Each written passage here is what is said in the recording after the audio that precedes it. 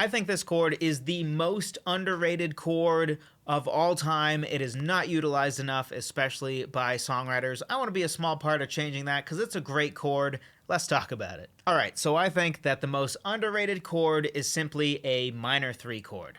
That's it. If you don't know what on earth is a minor 3 chord, basically it's just the chord built off of the 3rd scale degree in any key. So in C major, your 1 chord would be C major, your 2 chord would be D minor, your 3 chord would be E minor. So why is this the most underrated chord? Well, simply because it is the least utilized of any major or minor diatonic triad. And if I lost you on diatonic triad, that basically is just major or minor chord, or diminished is technically a triad, that is naturally occurring in a key. So for instance, in the key of C major, you have 3 diatonic major chords: your C major, your G major, and your F major, your 1, 4, and 5. And then you have 3 minor diatonic triads, which would be built off of the 2nd scale degree, which in the context of C major would be a D minor chord. An E minor chord would be the minor 3 that we're talking about being underrated.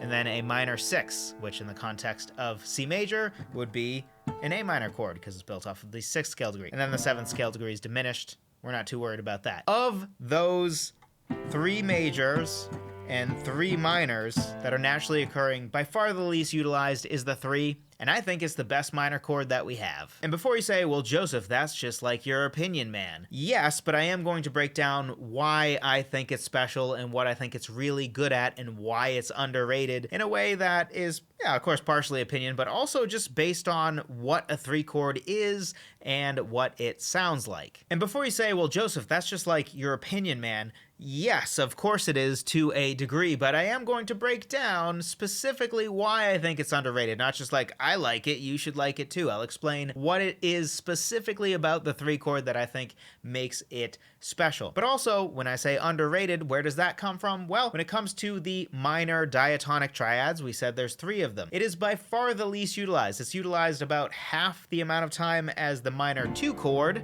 and about 1/3 the amount of time as the minor 6th chord. So way less than those other 2 more popular diatonic minor triads. And this is based off of a study from Hook Theory, which found that approximately 56% of all chord progressions utilize that minor 6th chord, and about 26% of all chord progressions use the minor 2, but only 17% of chord progressions utilize the minor 3. So why is the 3 chord underrated, and why is it special in my opinion? Basically because it is maybe one of the most satisfying ways to get to a major 4 chord. Let's break down why this is. And it basically comes down to this one simple reason, that a 3 chord has both of the leading tones in any major key. So what is a leading tone? A leading tone is really just any note that goes to or leads to another note that is a half step or a semitone away. What's a half step or a semitone, Joseph? It's just one note to the next note. So for instance, this would be a semitone from a C to a C sharp, or a C to a D flat. Or E to F would be a semitone, because that's the next note. There is no E sharp. For instance, that leading tone is the main reason why the 5 chord so desperately wants to go to the 1. The reason that I can do,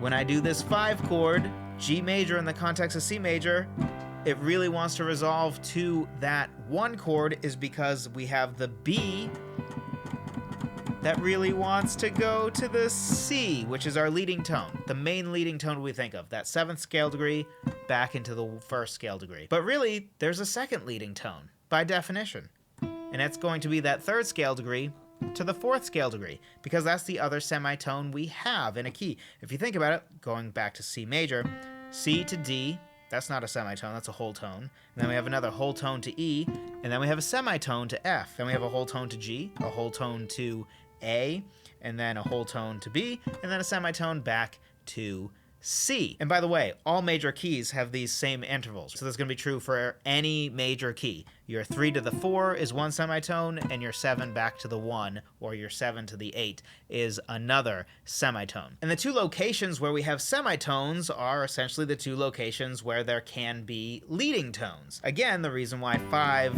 to 1 is so satisfying, and it really sounds like it wants to go from 5 to 1 is largely that leading tone of the 7 going back to the 1. But when we take a 3 chord and go to a 4 chord, it not only has that same transition, we'll stick with C major, so it has that B to that C as well, but it also has the E to the F. So when we go from a 3 chord to a 4 chord, we literally are utilizing both leading tones at the same time. If we really reduce this to just the leading tones, we have the E and the B going into the F and the C.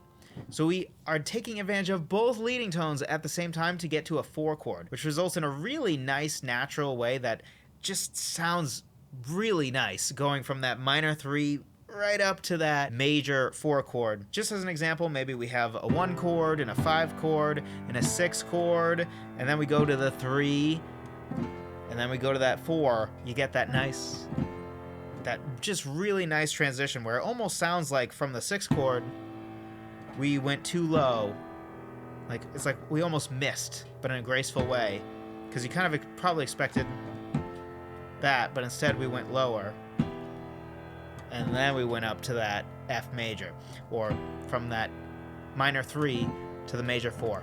So why is the minor 3 super underrated? Because it's utilized less than the minor 6 and the minor 2. It's my personal favorite, and the reason why it's my personal favorite is it's such a great way to get to the 4 chord in a really nice way, and it just has a nice sound that is different because it's utilized less than the 2 and the 6, which we're all much more used to hearing. But again, in particular, you want to get to the 4 chord in a really more interesting way than just like, oh, I'll go from like the 6 chord to the 4 chord, go from the 6 chord down to the 3, and then go up to that 4. And it just sounds really, really nice and sort of resolved, even though it technically isn't the 1 chord. It doesn't sound totally resolved, but it really feels like that 3 chord wants to go to that 4 chord, which is a really powerful, great thing to play with. And if you were confused at all with all this key talk and like you're talking about chords and context of keys and diatonic, what on earth? If you want something to make all of that much more simple, be sure to check out my keys cheat sheet. It really simply breaks down each key and what the main diatonic triads are going to be. So in D major, it breaks down that you're going to have a D major chord and an E minor chord, and then an F sharp minor chord, and then a G major chord, and then an A major chord, and then a B minor chord, and then a C sharp diminished chord, which probably isn't that useful anyway. And it's going to break down all of the different notes that you have as well, which is the same as what we just said, just instead of the chords, it's the notes. So D, E, F sharp, G, A, B, C sharp, then back to D. It'll break that down for every single key. So you know, all right, I'm going to try to write a song in, say, G major. What are the chords I can use? Boom, there they are. It just gives you the answer. Over time, we want to learn to actually memorize keys and understand keys at a deeper level, but this is a great place to start. Be sure to check it out. It's at songwritertheory.com/music cheat sheet. Link in the description below. Thank you so much for watching. I appreciate every single one of you. Go out and utilize just a few of those minor 3 chords. They're pretty glorious.